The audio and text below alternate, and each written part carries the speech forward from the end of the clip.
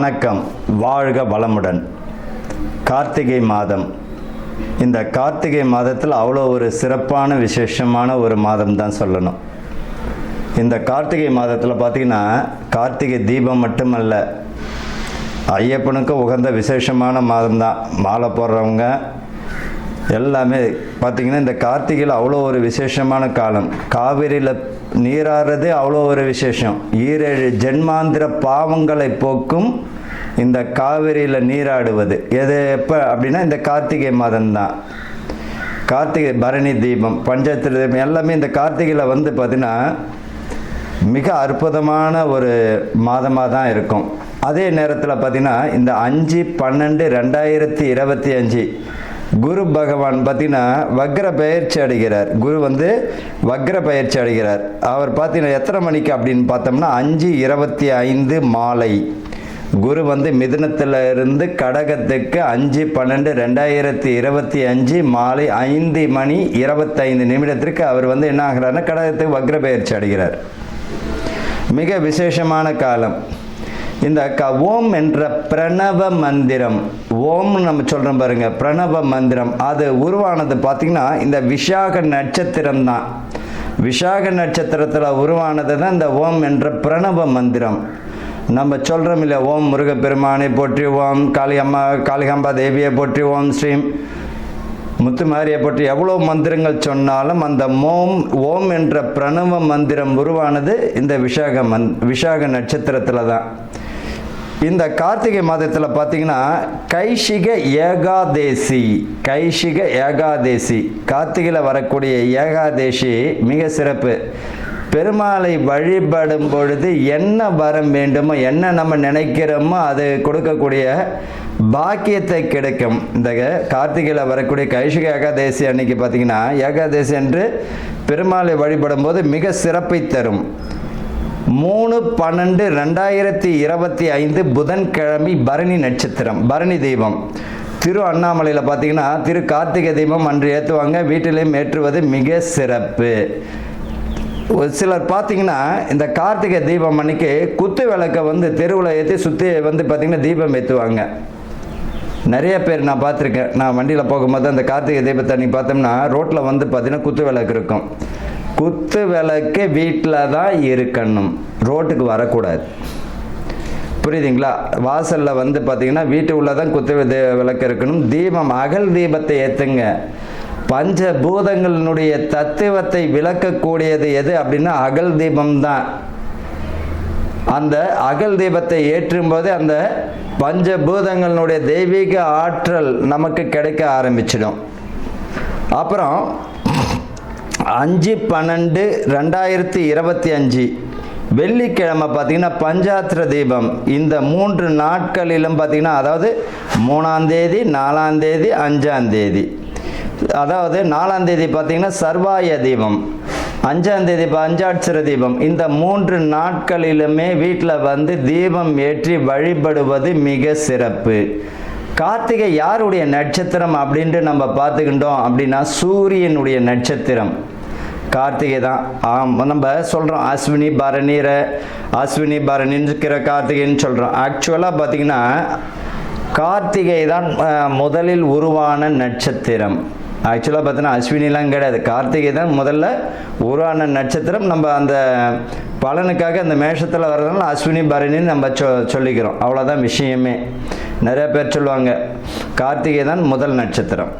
அப்படி இந்த கார்த்திகைக்கு மிக சிறப்பான பலன்கள் உண்டு.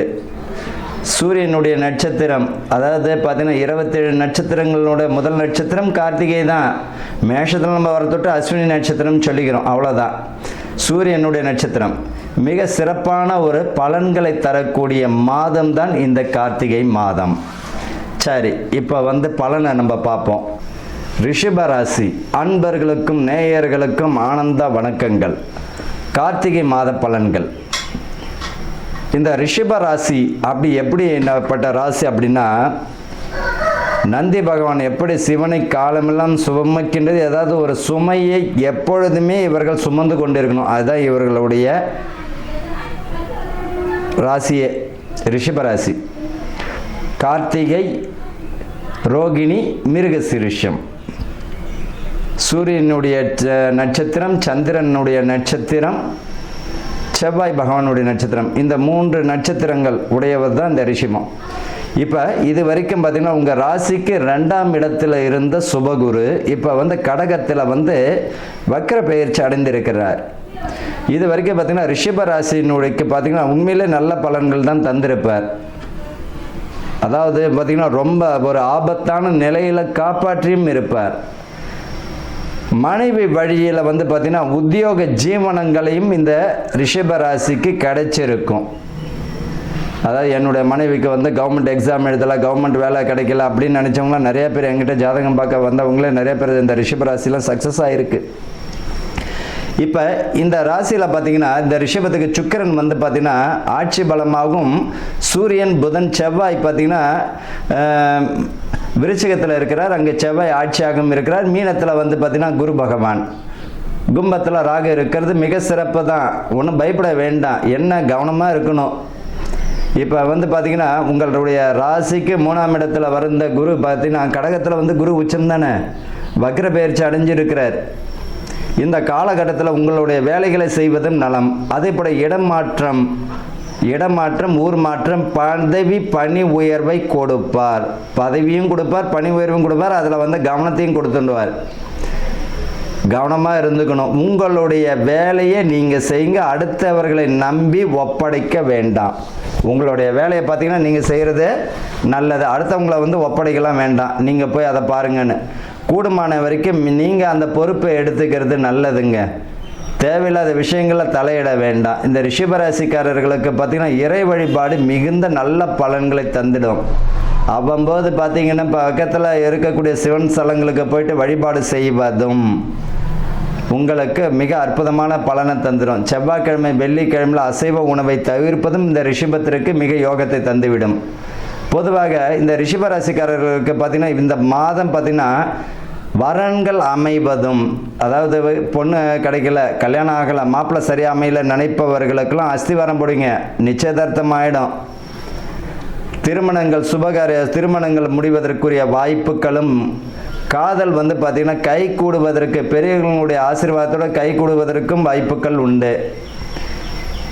புத்திர பாக்கியம் பலமுள்ளதாக அமைந்துவிடும், வெற்றியை தருவதற்குரிய வாய்ப்புகள் தந்துவிடும். பூமி சம்பந்தப்பட்டத்தில் பார்த்திங்கன்னா அனுகூலம் தந்துடும், பூமி பாக்கியம் தருவதற்கு வாய்ப்பு உண்டு. எனக்கு அதே போல் பார்த்திங்கன்னா லீஸுக்காவது போகியத்துக்காவது போகக்கூடிய அமைப்பெல்லாம் தருவதையும் பார்த்துருக்கோம்.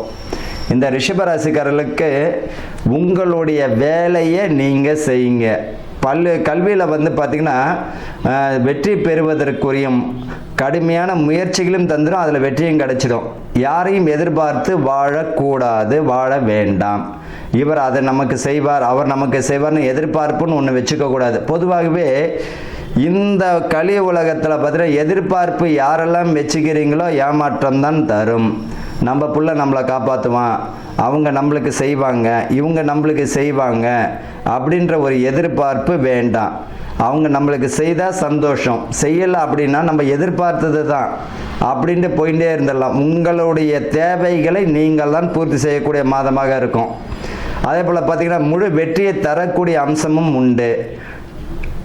உடல் ஆரோக்கியத்தில் மிக கவனம் தேவை. பெண்கள் வயிறு சம்பந்தப்பட்டது, முட்டி சம்பந்தப்பட்டது, கழுத்து சம்பந்தப்பட்ட பிரச்சனைகள் வருவதற்கு வாய்ப்புகள் உண்டு, அதில் கவனமாக இருக்கிறது நல்லதுங்க. அதே போல் பார்த்திங்கன்னா நீர் சம்பந்தப்பட்ட பிரச்சனையும் தரும். வண்டி வாகனங்களில் போகும் பொழுது மிக கவனம், பொறுமை, நிதானம் வேணும். குழந்தைகளை எடுத்துகிட்டு போகும்போது மிக கவனமாக இருக்கணும். தேவையில்லாத விஷயங்களெல்லாம் தலையிட வேண்டாம். குடும்பத்தில் பார்த்திங்கன்னா கூட்டு குடும்பமாக இருக்கும்போது அனுசரித்து போவது மிக நல்லது. இந்த பக்கமும் சரி அந்த பக்கம் சரின்னு உங்கள் வேலையை நீங்கள் செய்யுங்க, யாரையும் எதிர்பார்த்து வாழ வேண்டாம். இந்த காலகட்டத்தில் பார்த்திங்கன்னா குடும்ப ஒற்றுமை மிக அவசியம். பொதுவாக இந்த ரிஷபராசினுடைய அம்சம் என்ன அப்படின்னு பார்த்தீங்கன்னா, யாரெல்லாம் பெண் குழந்தைகளை பெற்றெடுத்துகளோ அவர்களெல்லாம் பாக்கியவான்கள் அப்படி தான் சொல்லணும். பெண் பிள்ளைகள் அதிகமாக இருக்காங்க அப்படின்னு பார்த்தீங்கன்னா அவர்களெல்லாம் பாக்கியவான்கள். இந்த கலியுலகத்தில் பெண் பிள்ளைகள் யாரெல்லாம் பெற்று எடுத்தாலும் மிக அதிர்ஷ்டசாலின்னு எடுத்துக்கலாம். நீங்கள் பாருங்கள், இப்போல்லாம் பார்த்தீங்கன்னா இந்த வயதானவர்கள்லாம் யார் வீட்டில் இருக்கான்னு பொண்ணுங்க வீட்டில் தான் அதிகமாக இருப்பாங்க. ஆண்களை விட பெண்கள் வீட்டில் தான் அதிகமாக இருப்பாங்க. அந்த மாதிரியான அமைப்புகள் உருவாகிறது. அப்போ வந்து பார்த்திங்கன்னா பெண்களை வந்து பார்த்திங்கன்னா அங்கே மதிப்பு மரியாதையும் அவர்களுடைய உணர்வு உணர்ச்சிகளுக்கு மதிப்பு கொடுத்து நடந்து கொள்வது மிக அற்புதமான பலனையும் தந்துடும். அவர்களால் வந்து வெற்றியும் கிடைச்சிடும், அவர்களால் லாபத்தையும் கொடுக்கும். இந்த ரிஷப ராசிக்காரர்களுக்கு இந்த கார்த்திகை மாதம் முழு பலன்களையும் முழு வெற்றியையும் கவனமுடன் செயல்பட்டாலே போதும். வாழ்த்துக்கள், வாழ்க வளமுடன்.